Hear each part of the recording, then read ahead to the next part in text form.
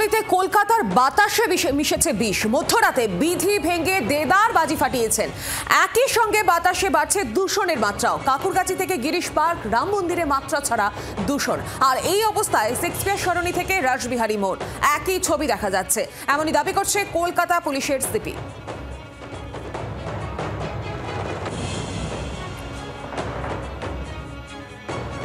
আমরা এই মুহূর্তে দাঁড়িয়ে রয়েছি উল্টোডাঙ্গা হাটকো মোড়ে। আমরা হাটকো সেতুর ঠিক নিচে দাঁড়িয়ে রয়েছি।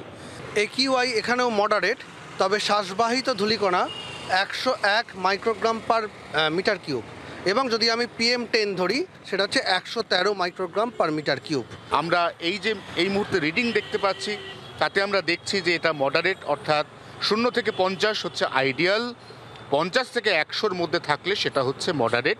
আর শ্বাসবাহিত ধূলিকণা যার স্বাভাবিক পরিমাণ 60, সেটা এখানে 110, অর্থাৎ দ্বিগুণের থেকে সামান্য কম।